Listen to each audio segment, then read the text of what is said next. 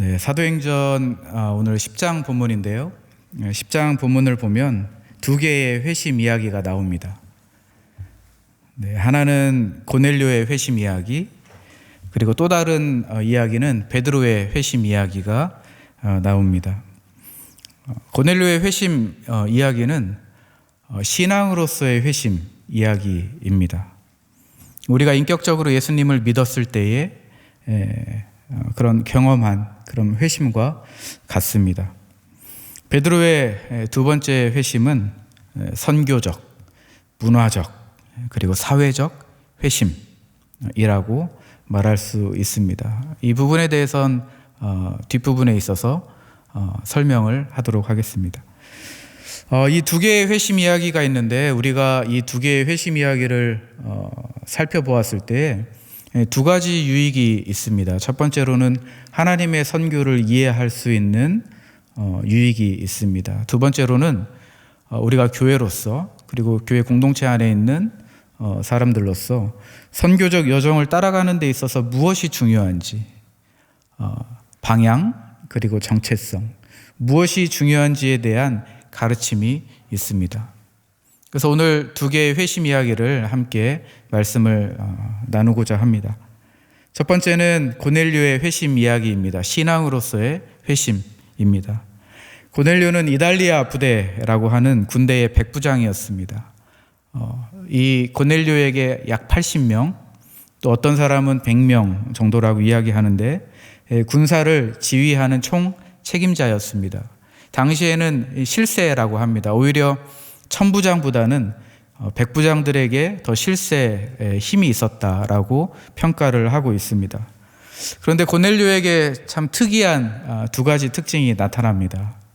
무엇이냐면, 자, 10장 2절 말씀에 보면, 이렇게 보면, 그가 경건하여 온 집안과 더불어 하나님을 경외하며 백성을 많이 구제하고 하나님께 항상 기도하더니, 경건했다라고 합니다. 그런데 혼자 경건한 것이 아니었어요.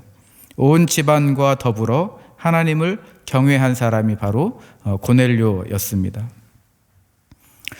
그러면 꽤 괜찮은 사람인 것 같아요. 네, 아마 하나님을 경외했는데 자기만 경외한 것이 아니고 이 가족들을 대동해서 가족들에게 하나님의 말씀, 하나님을 사랑하는 것들을 소개하고 가족들을 동원해서 같이 하나님을 경외한 사람입니다. 그러면 괜찮은 사람인 것 같습니다.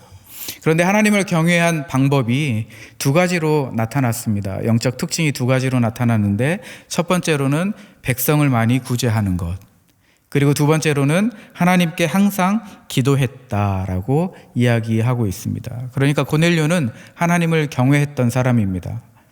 그 경외한 삶의 내용이 무엇이냐면 백성을 많이 구제한 것, 그리고 기도한 것입니다.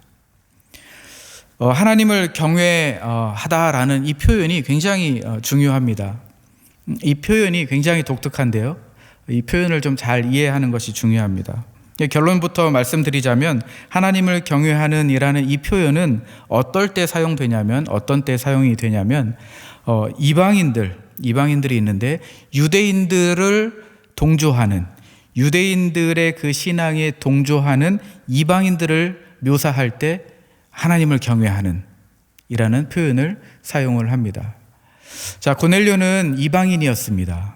고넬료는 이방인이었습니다. 이방인 중에서도 하나님을 받아들였습니다. 그리고 유대교의 그 가치, 삶의 방식을 따라하고 싶어 했습니다. 그래서 유대인들이 회당에 가듯이 이 고넬료도 회당에 가서 예배를 드렸습니다. 하나님을 경외하고 하나님을 사랑했습니다. 그런데 유대교에 입교하지 않았습니다. 왜냐하면 할례를 받지 않았기 때문입니다. 그러니까 하나님을 사랑했어도, 하나님을 경외했어도, 구제와 기도를 많이 했어도 고넬료는 유대인들의 눈에서 볼 때에는 이방인이었습니다. 왜냐하면 할례를 받지 않은 유대교에 입교하지 않은 사람이었기 때문입니다. 이러한 이방인을 가리켜서 표현할 때에 하나님을 경외하며 라는 표현을 성경에서 사용을 합니다. 그런데 10장 4절에 보면 이런 표현이 있습니다. 어떤 표현이냐면 기도와 구제가 하나님 앞에 상달되어 기억한 바 되었다. 하나님께 구제와 기도가 상달됐습니다. 그리고 하나님이 그것을 기억하셨어요. 여러분, 유대교 입장에서 한번 생각을 해보십시오. 이거는 반칙입니다. 반칙. 유대교에 입교하지도 않았는데, 할례를 받지도 않았는데 감히 하나님을 사랑하고 하나님을 경외하고 구제도 하고 기도했는데 하나님이 그것을 받아주셨습니다. 유대교 입장에서는 반칙이죠. 공정하지 못하고 형평성에 어긋나는 일이 지금 벌어지고 있는 것입니다. 우리가 이런 질문을 해볼 수 있을 것 같습니다. 그러면 어떻게 고넬료에게 이러한 신실한 믿음이 생겨날 수 있었을까? 어떻게 해서 하나님은 이 고넬료의 삶을 받아주셨을까라는 질문을 우리는 해볼 수 있습니다. 이 질문에 대해서 신약학자인 피츠마이어라는 선생님은 이렇게 정의를 했습니다. 하나님의 은혜가 고넬료에게 지속적으로 확장되어서 하나님에 대한 그 마음이 개방되고 있었다. 이렇게 정의를 했습니다. 다시 말씀드리면 하나님의 그 은혜가 고넬료에게 지속적으로 계속적으로 확장되고 있었다. 그런데 그 확장되는 가운데 이 고넬료가 하나님을 사랑하는 그 마음이 계속적으로 개방되고 있었다라고 선생님이 정의해 주셨습니다. 그런데 정말 이 마음의 절정이 어디에서 나타나냐면 우리가 읽은 본문 말씀 34절 전에 33절에 보면 그 절정이 나와 있습니다. 우리 33절 한번 읽어볼까요? 시작. 내가 곧 당신에게 사람을 보내었는데 오셨으니 잘하였나이다. 이제 우리는 주께서 당신에게 명하신 모든 것을 듣고자 하여 다 하나님 앞에 있나이다. 이 표현입니다. 마지막 표현. 다 하나님 앞에 있나이다. 여러분, 베드로가 고넬료에게 찾아왔고 하나님의 말씀을 증거하기 위해서 그 앞에 서 있습니다. 그런데 고넬료가 지금 누구 앞에 서 있다라고 합니까? 하나님 앞에 있다. 베드로가 하나님 앞에 무릎을 꿇은 것처럼 지금 고넬료도 하나님 앞에 무릎을 꿇고 있는 모습인 거죠. 그 하나님에 대한 열린, 개방된 그 마음이 계속되고 있는데 33절에 보니까 그 절정이 하나님 앞에 있었다라는 표현입니다. 여러분 아마 조금 추측을 해보면 베드로가 복음을 증거했을 때 고넬료가 그 말씀, 그 복된 소식을 아마 스펀지처럼 흡수했을 것입니다. 그러니까 역사가 일어날 수밖에 없는 거죠. 하나님은 그 은혜를 고넬료에게 지속적으로 확장시켜 나아가시면서 고넬료를 준비시키신 것입니다. 하나님이 고넬료를 준비시키신 것입니다. 하나님의 선교 역사에는 이러한 결론이 많이 납니다. 하나님이 이방인들에게 다가가는 방식, 이방인을 특별한 방식으로 하나님을 경외할 수 있도록 기회를 주시는 거죠. 하나님의 역사는 참 신기한 것 같습니다. 신비로움이 있는 거죠. 선교 역사를 한번 기록들을 살펴보면 선교사님들이 아주 외진 지역에 들어갑니다. 다다랐을 때에 정말 복음을 듣지 못했을 것 같은 이 사람들이 하나님을 믿고 있는 것들을, 그 기록들을 우리가 많이 발견할 수 있습니다. 하나님이 우주적으로 역사하는 방법입니다. 하나님의 역사는 우리의 생각과 계획으로 다 담을 수 없는 것이죠. 우리가 일반적으로 했을 때, 일반적으로 생각을 했을 때 우리가 복음을 증거하는 자에 의해서 믿음이 생겨나지 않습니까? 그런데 꼭 그런 것만은 아니라는 거예요. 하나님이 이렇게 고넬료에게 지속적으로 은혜를 확장시키면서 은혜를 노출시키고 그의 마음을 하나님께로 열리도록 개방시키도록 하나님이 꾸준하게 일하셨다라는 것. 하나님이 그 한 사람을 준비시키시는 그 일이 있었다라는 것. 그렇게 구원을 받는 그러한 놀라운 일도 일어난다라는 것이죠. 그러므로 우리가 구원에 관하여서 이야기할 때 참 쉽게 상처를 받거나 좌절할 필요는 없습니다. 저 사람에게는 정말 내가 여러 번 복음을 이야기했는데 복음이 들어가지 않아 라고 좌절할 필요가 없습니다. 또는 우리 마음 가운데 교만한 마음이 있다면 그 마음을 피하시는 게 좋겠습니다. 저 사람은 복음을 들을 만한 사람이 아니야 라고 단정 짓는 것도 하나님이 일하시는 것들을 막는 겁니다. 우리가 구원에 대해서 이야기하자면 정말 하나님의 주도성 외에는 달리 설명할 방법이 없습니다. 베드로는 이러한 신비로운 경험을 한 것입니다. 그리고 예루살렘에 보고했죠.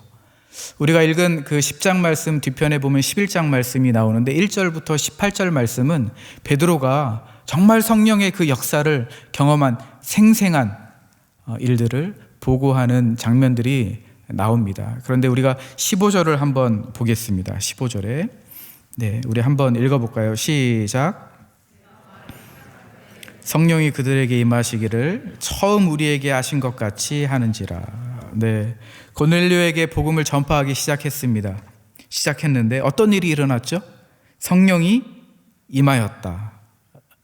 성령이 임하는 일이 일어났습니다. 그런데 누가의 기록을 보니까 어떻게 일어났냐? 처음에 우리에게 하신 것 같이. 이 말은 무엇이냐면 사도행전 2장에 나타난 오순절 사건을 이야기하는 것입니다. 오순절 때 성령이 사도들에게 임한 것 같이 동일하게 이방인 이 고넬료에게 그리고 그 가족과 친구들에게 동일한 역사가 일어났다라는 것을 베드로의 경험을 지금 이야기하고 있는 것입니다. 좀 더 구체적으로 우리가 상황을 살펴보기를 원한다면 10장 44절에서 46절을 읽어보면 됩니다. 우리 한번 읽어볼까요? 44절에서 46절.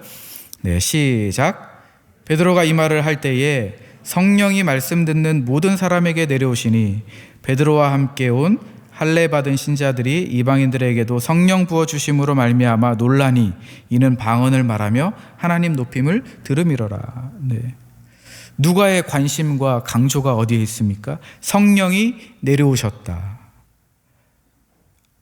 이 묘사는 무엇이냐면 성령님이 일을 주도하고 있다는 것을 누가가 지금 강조하고 있는 것입니다.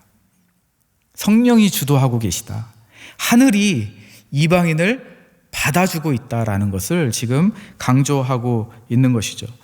여러분, 우리 바울의 가르침을 한번 기억해 보십시오. 로마서 3장 11절 말씀에 이런 말씀이 있습니다. 깨닫는 자도 없고 하나님을 찾는 자가 없다.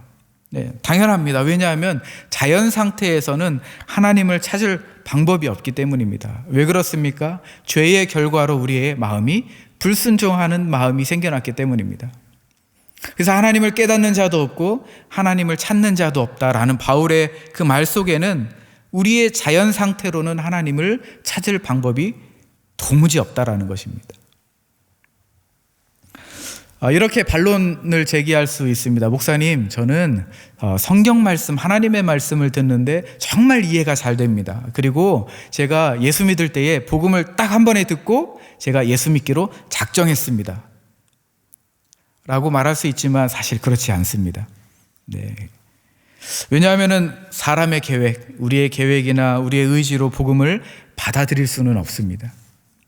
우리의 노력으로 하나님의 말씀을 이해할 수는 없습니다. 누가 하셔야 되냐? 성령님이 하셔야 되는 것입니다.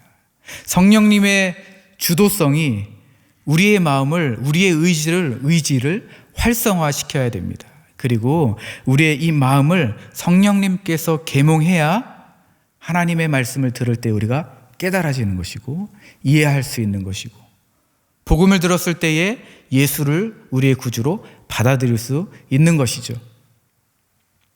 이러한 신비로운 구원의 역사가 일어나는 것입니다. 고넬료의 이 회심 사건, 고넬료의 이 신앙으로의 회심은 이렇게 성령의 주도적인 일하심을 통하여서 일어난 것입니다. 우리가 고넬료 회심 이야기를 한번 쭉 관찰했을 때 세 가지 교훈을 우리가 얻어낼 수가 있는데요. 첫 번째로는 어떤 교훈이냐면 하나님의 은혜는 오래전부터 신실하게 이방인들에게 그들의 삶 속에서 역사해 왔다. 이것이 첫 번째 교훈입니다. 그것은 우리도 마찬가지입니다. 우리가 정말로 복음 듣고 뚝딱 예수님을 믿은 것처럼 믿은 것 같이 생각할 수 있지만 그렇지 않습니다. 하나님의 은혜가 우리에게 지속적으로 계속적으로 확장되었고 노출되어 왔습니다. 그러는 가운데 우리의 마음이 점점 개방되어지는 것이죠. 하나님의 일하심이 오래전부터 있었다라는 것, 우리를 향한 하나님의 그 계획이 오래전부터 이미 준비되고 있었다라는 것을 우리는 깨달을 수 있어야 합니다. 이것이 첫 번째입니다. 두 번째 교훈은 하나님의 그 말씀을 대하는 겸손한 태도, 그리고 경외하는 이 반응, 이것은 하나님의 구원 역사를 이어가게 한다라는 것입니다. 고넬료의 그러한 반응들, 고넬료의 태도, 베드로가 하나님의 말씀을 증거하려고 그 앞에 섰을 때에 정말로 베드로 앞에 서 있는 것이 아니라 하나님 앞에 서 있다라는 그 반응과 태도, 이러한 모습들이 하나님의 구원 역사를 이어간다라는 교훈을 우리가 얻을 수 있습니다. 세 번째 교훈은 성령 하나님에 대해서입니다. 성령 하나님께서 이방인들을 이 복음으로 초청하는데 주도적으로 직접 수행하시는 분이 바로 성령님이셨다라는 것. 네, 성령 하나님께서 깊이 개입하시고 일하시고 준비하시고 하셨기 때문에 이방인들이 구원을 얻을 수 있었다라는 것입니다. 세 가지 교훈을 얻을 수 있는 것입니다. 자, 그러면 이제 두 번째 베드로의 회심 이야기를 좀 나눠보려고 합니다. 유대인이었죠. 베드로가 유대인이었는데 이방인 집에 가는 것은 불법입니다. 그 집에 가는 것 자체가 불법인 것이 아니라 이방인들과 함께 음식을 먹다 보면 음식법에 걸려서 불법적인 행위를 할 수밖에 없습니다. 베드로의 이 이야기, 10장 이야기를 보면서 이런 생각을 한번 해보았습니다. 고넬료가 유대인들의 삶의 가치와 삶의 방식을 동경했다면 고넬료가 베드로의 집에 가는 것이 좀 합리적인 것이 아닌가. 갈급한 사람이 우물 파는 거 아니겠습니까? 더 사랑하는 사람이 찾아가는 거 아니겠습니까? 고넬료가 베드로를 찾아갔으면 좋았을 텐데 왜 베드로가 고넬료를 찾아갔을까라는 질문이 생겨났습니다. 여러분들 어떻게 생각하시나요? 왜 베드로가 고넬료를 찾아가야 되나요? 네? 네, 잘 안 들렸지만 제가 말씀드리겠습니다. 여러분, 저는 이 말씀이 떠올랐어요. 마태복음 28장 아마 다 아실 겁니다. 19절에서 20절 말씀인데요. 다 아시기 때문에 제가 앞부분만 읽으면, 그러므로 너희는 가서 모든 민족을 제자로 삼아. 그러니까 이 앞부분이 떠올랐거든요. 그러므로 너희는 가서. 선교에 있어서 중요한 명령입니다. 아주 중요한 명령입니다. 너희가 가는 것, 이거 중요한 명령이죠. 그러니까 베드로가 가야 된다라는 거예요. 바울이 가야 되는 거고요. 우리가 가야 되는 것입니다. 우리가 부름받았다면 이제는 우리가 보냄받아지는 것입니다. 가는 것입니다. 네. 그리고 생각을 해봤습니다. 어떤 의미가 있을까? 하나님께서 왜 베드로를 이방인 집에게, 그리고 그 땅에 보내셨을까? 두 가지를 생각해 볼 수 있었습니다. 첫 번째는 사람들을 많이 만날 수 있었을 것 같아요. 전략적으로. 네, 선교 전략적으로 사람들을 많이 만날 수 있었다. 아마 고넬료가 베드로 집에 갔다면 고넬료가 베드로 집에 갔다면 고넬료와 고넬료를 따라다니던 몇 사람 정도 아마 복음을 들었을 것입니다. 그런데 반대로 생각해 보면 베드로가 고넬료 집에 갔을 때에 여러분 몇 명 만났겠습니까? 고넬료의 친구들, 그리고 고넬료의 가족들이 있었다라고 합니다. 아마 고넬료가 실세였으니까 집이 그래도 적지는 않았을 것입니다. 그리고 당시에 확대 가족이었으니까 가족들이, 아마 친척들이 다 모였을 때에는 수십 명에서 100명 정도 최소한 모이지 않았을까, 저는 그렇게 생각을 해보았습니다. 그러면 베드로가 고넬료 집에 가는 것이 전략적으로 참 맞겠다라는 생각을 했습니다. 그런데 이제 첫 번째의 의미보다는 저는 두 번째에 좀 더 큰 의미를 부여하면 좋겠다라는 생각을 했습니다. 그러니까 베드로가 이방 지역에 갔다라는 것이 참 중요합니다. 이방 지역에서 성령의 역사를 경험한 것이 그것이 무엇보다도 베드로에게 유익했을 것이다 라는 생각을 했습니다. 거기에 하나님의 선교 목적이 있는 것이거든요. 하나님이 왜 베드로를 그 땅에 보내셨는지, 하나님의 선교가 성령의 주도성을 가지고 어떻게 사람을 준비하시고 어떻게 그 사람을 반응하게 하시고 반응하는 가운데 어떻게 거기에서 복음의 역사가 일어나는지를 베드로가 아마 그 이방 지역에 이방인의 집에 가지 않았다라고 하면은 경험할 수 없었을 것입니다. 아마 이 경험이 굉장히 중요했을 것입니다.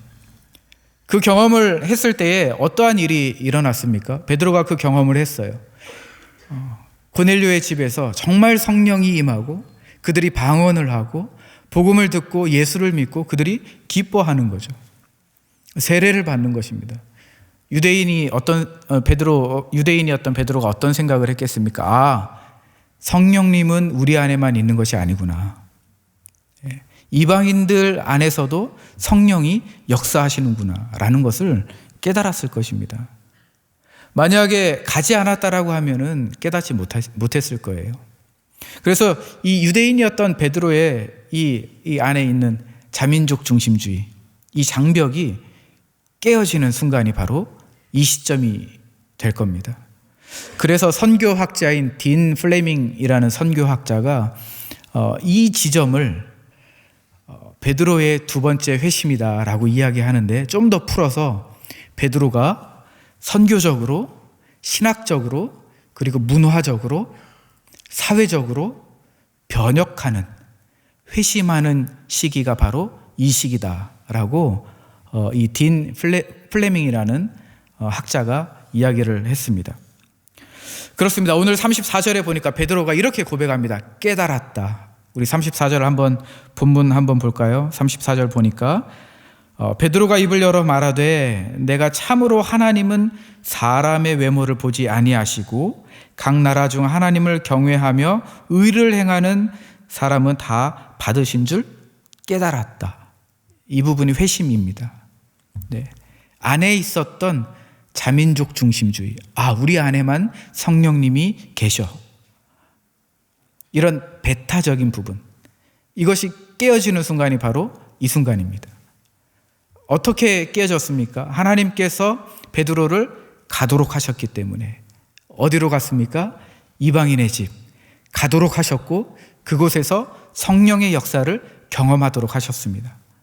성령께서 주도적으로 일하시는 것들을 베드로가 보았을 때 깨달음이 있고 그리고 회심을 하게 된 거죠. 선교적으로 삶의 변화가 생겨나는 것입니다. 하나님은 그렇게 하나님의 선교를 이어가시는 것 같아요. 네, 하나님께서 메신저로 사람을 부르십니다. 하나님의 백성으로 신앙의 회심을 통해서 한 사람을 구원하시고 부르시죠. 그런데 부르는 걸로 끝나는 것이 아니라 이제는 보내십니다. 너희는 가서 보내십니다. 어디로 보내십니까? 안전한 곳으로 보내는 것이 아니고 이방 땅, 하나님의 선교 현장으로 보내시는 거죠. 왜 보내십니까? 하나님이 일하시는 것을 보라고, 성령께서 어떻게 한 사람을 준비시켰는지를 보라고 보내시는 겁니다. 거기에서 내가 일하는 것을 보라는 겁니다. 선교하라는 것이 아니고 내가 선교하는 것을 보라고 하나님께서 보내시는 겁니다.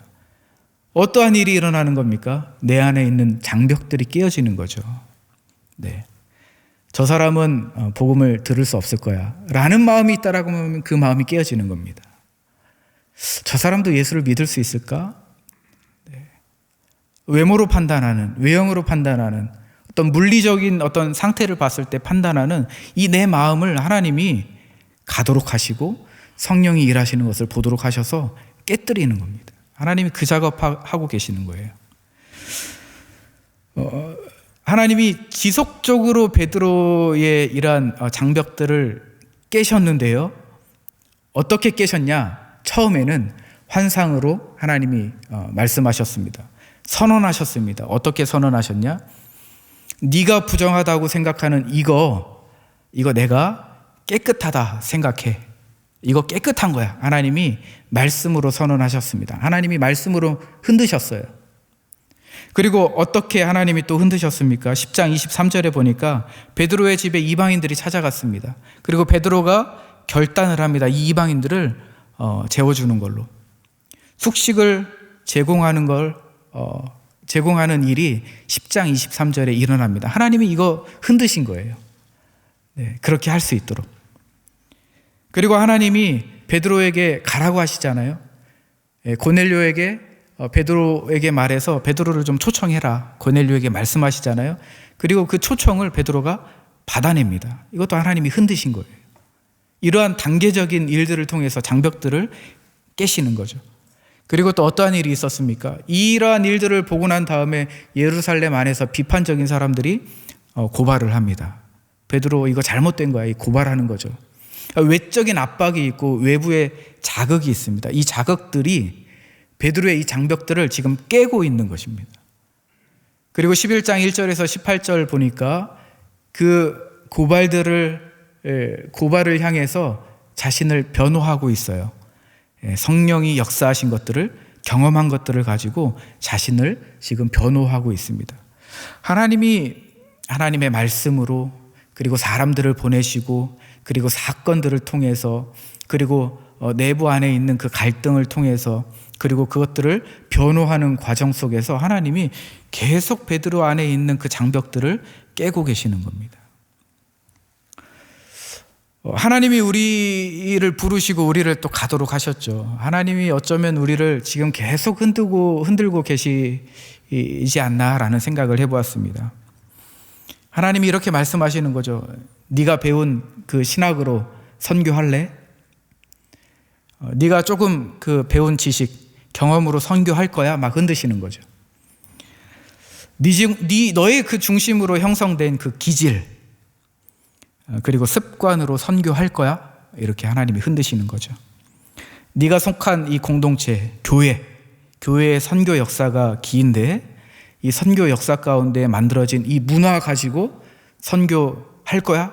하나님이 흔드시는 겁니다.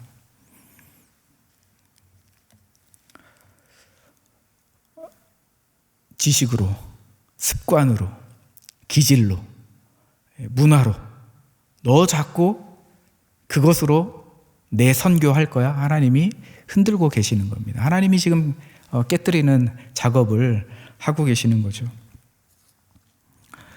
하나님의 선교에 대해서 우리가 좀 다시 정의할 필요가 있을 것 같습니다. 하나님의 선교는 우선은 부르십니다. 하나님께서 택하시고 부르시죠. 그리고 보내십니다. 이 보냄받은 우리 선교사, 사명자들, 복음 증거자, 이 사람들의 정체성을 하나님은 재규정하는 것을 우선적으로 하십니다. 단계적으로 환경을 노출시키십니다. 그리고 장벽을 제거해 가시죠. 그리고 상호 문화적 이 교제를 하도록 하십니다. 얼마나 어렵습니까? 나와 다른 문화와 만난다라는 것. 그런데 베드로가 이 고넬료, 서로 다른 문화 아니겠습니까? 만난 다음에 베드로가 깨어졌어요. 회심이 일어났고 깨달음이 일어났습니다. 하나님이 그것을 원하시는 겁니다. 여러분, 하나님께서 오늘 본문을 통해서 우리에게 도전하고 있는 것이 무엇입니까? 복음을 알지 못하는 자들이 복음에 응답하는 것을 꺼려하는 것이 그게 문제가 아니라 가서 복음을 전해야 할 우리가 그들을 꺼려하는 것이 문제다. 이거 찝어내는 겁니다.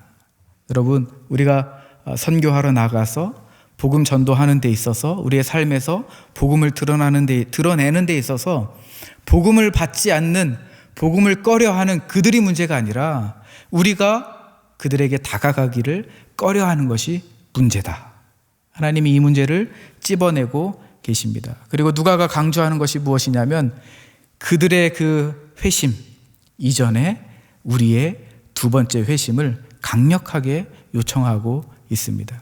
어떤 회심입니까?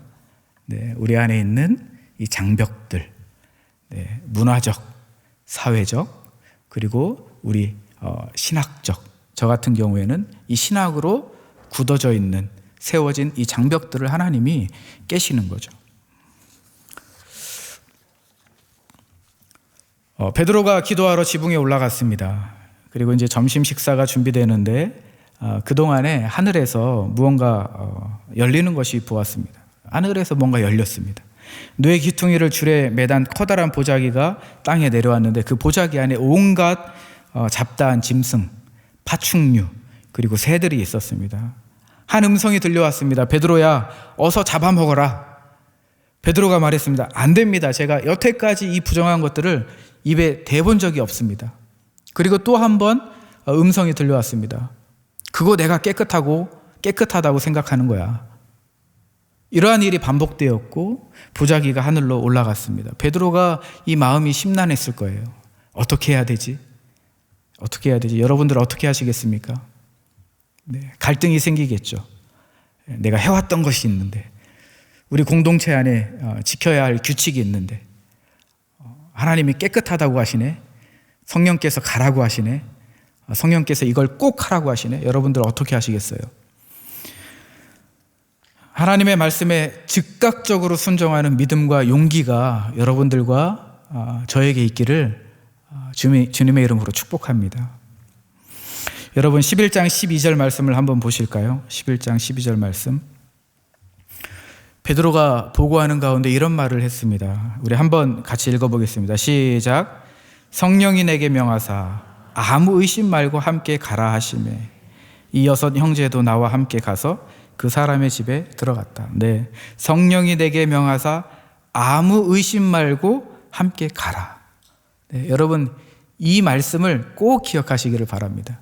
성령께서 말씀하실 때에 아무 의심 안 하고 우리가 행할 수 있는 것, 즉각적으로 순종할 수 있는 믿음과 용기가 우리에게 필요합니다. 왜 그렇습니까? 성령께서 다 준비해 놓으셨어요. 성령께서 다 그 사람들을 준비시켜 놓으셨어요. 그 마음을 다 열어 놓으셨어요. 이제는 때만 되면 성령께서 역사하시는 것을 우리는 보는 즐거움을 가서 경험하면 되는 것입니다. 그렇기 때문에 우리가 의심할 필요가 없고 생각할 필요가 없습니다. 성령께서 말씀하시면 우리가 즉각적으로 순종하는 것이 진리입니다. 이러한 은혜가 우리 가운데 있기를 바랍니다. 네, 성령님께서 이렇게 선교의 길을 창조하십니다. 창조해 나가시는데 그것이 참 우리에게 큰 기쁨이 됩니다. 여러분들 사도행전을 보면 10장과 11장, 13장, 16장에 보면 성령님이 자주 등장하십니다. 그리고 복음 전도자들의 그 길을 제시하는 일들이 참 많이 나타납니다. 본문 우리 10장 바로 전 8장만 가도 성령님이 빌립의 그 길을 인도하시는데요. 8장 26절에 보니까 주님의 사자가 빌립에게 말하였다라고 합니다. 그리고 29절에 보니까 성령이 빌립더러 이르렀다. 빌립한테 이야기하신 거죠. 39절 말씀에 보니까 주님의 영이 빌립을 이끌어 갔다라고 성경에 기록되어 있습니다. 성령께서 복음 전도자들의 그 길을 계속해서 인도해 가고 있습니다. 빌립은 어떤 사람입니까? 빌립은 예루살렘에서 예수님을 영접하고 그리스도인이 되었습니다. 아주 신실한 신앙을 가진 사람이었습니다. 2000년 기독교 역사상 최초의 7집사 중에 한 사람이었습니다. 그러니까 아마 그 유명세라든가 그가 가지고 있었던 지위라든가 아마 누릴 수 있는 것들은 다 누릴 수 있었습니다. 마음만 먹었으면. 그런데 예수님을 믿었기 때문에 박해가 있었습니다. 그리고 박해를 피해서 예루살렘을 떠나야 했습니다. 어디로 떠났습니까? 사마리아로 떠났습니다. 유대인들이 정말 가기를 꺼려하는 사마리아로 떠났습니다. 사마리아 땅에 가서 빌립은 복음을 전도했습니다. 그런데 정말 감사하게도 그 사마리아 땅에 기쁨이 충만했다라고 나와 있습니다. 복음의 역사, 성령의 역사가 일어난 것이죠. 이제는 어느 정도 정착이 됐을 거예요. 빌립이 난 사마리아에 머물겠어라고 한다면 아마 지도자로서 존경을 받을 수 있었을 것입니다. 그런데 성령은 내버려 두지 않았습니다. 성령은 빌립에게 찾아가서 이제는 사마리아를 떠나라고 말씀하십니다. 어디로 떠나라고 하냐면 남쪽 광야로 떠나라. 사마리아에서 약 70km 떨어진 남쪽 광야입니다. 아무것도 없었습니다. 그곳에 가서 준비시켜 놓은 한 사람을 만나는 거예요. 여러분, 사마리아에 있었던 그 빌립이 떠났죠. 예, 떠났습니다. 여러분들 어떻게 하시겠어요? 제가 빌립이라면 고민을 많이 했었을 것 같습니다. 예루살렘에서 떠나는 것도 쉽지 않은데 또 사마리아 땅에서 또 떠나는 거죠. 참 쉽지 않았을 것입니다. 그런데 빌립은 떠났습니다. 그런데 만난 사람이 정말 참 유명하지도 않고 참 알려지지도 않고 한 사람이었는데 그가 누구였습니까? 구스인이었고 내시였습니다. 네, 함의 후예로서 저주받은 그렇게 알려진 구스인이었고 내시였습니다. 아마 이런 마음이 생기지 않았을까요? 하나님, 내가 이 사람 만나려고 여기까지 왔습니까? 네, 그 어려운 길을 제가 이 사람 만나려고 제가 여기까지 와야 합니까? 라는 말을 했을지도 모르겠지만 빌립은 그러지 않았습니다. 빌립은 27절에 보니까 8장 27절에 일어나 가서 보았다라고 성경은 기록하고 있습니다. 근데 이 표현을 직역하니까 이렇게 표현이 됩니다. 빌립은 일어났다. 그리고 보라. 빌립은 일어났다. 그리고 보라라는 감탄사입니다. 긍정적으로 감탄하는 거예요.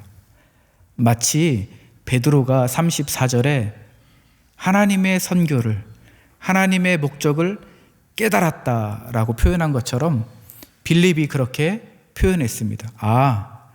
성령 하나님께서 나를 통해 이 사람을 만나게 한 이유가 있었구나라는 것을 깨달은 거죠. 그 감탄사입니다. 하나님께서 빌립에게 이야기했습니다. 내시가 타고 있는 그 마차에 가까이 다가가라. 근데 빌립은 아마 기쁨이 있었던 것 같아요. 다가간 것이 아니고 단숨에 달려갔다. 네, 단숨에 달려갔습니다. 여러분, 저는 이 본문을 묵상하면서 저는 늘 참 이런 마음을 갖고 있습니다. 성령님께서 창조하신 그 선교적 길, 선교의 길을 갈 때에 참 기쁨이 있겠다라는 생각을 합니다. 우리가 선교를 하다 보면, 그리고 우리가 일상에서 그러한 선교적 삶을 우리가 살다 보면 참 힘듭니다. 내가 이런 거 하려고 내가 이렇게 사나? 예수를 믿나? 참 힘듭니다. 힘든데 그것이 하나님의 뜻이고 하나님이 나를 보내셨다라는 그 확신이 있고 성령님께서 나를 이곳에 보내시기 위해서 사람들을 준비시켰다라는 확신이 있었을 때에는 우리에게는 기쁨이 있을 수밖에 없겠죠. 그 발걸음이 가벼울 것입니다. 우리 안에 이러한 기쁨이 넘쳤으면 좋겠습니다. 우리는 하나님께서 가도록 그렇게 하십니다. 자꾸 보내십니다. 하나님이 흔들어 깨우시고 자꾸 네가 가진 그거 장벽들, 그 못된 것들 하나님이 깨라고 말씀하십니다. 두 번째 회심을 강력하게 요청하십니다. 어쩌면은 우리는 안정적인 삶을 추구하며 살아갈 수 있겠습니다. 그런데 하나님이 또 그걸 원하시지 않을 수도 있어요. 자꾸 내보내시는 거죠. 떠밀어 내시는 거죠. 자꾸 밀어내시고 사마리아로 밀어내시고 남쪽 광야로 밀어내시는 겁니다. 자꾸 불편한 사람을 만나게 하시는 겁니다.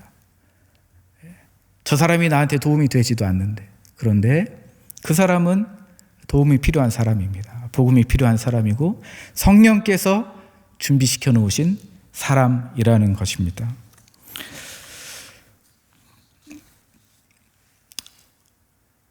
오늘 두 가지 그 회심 이야기를 우리가 10장 전체 11장까지 그리고 8장의 빌립 이야기까지 우리가 살펴보았는데요.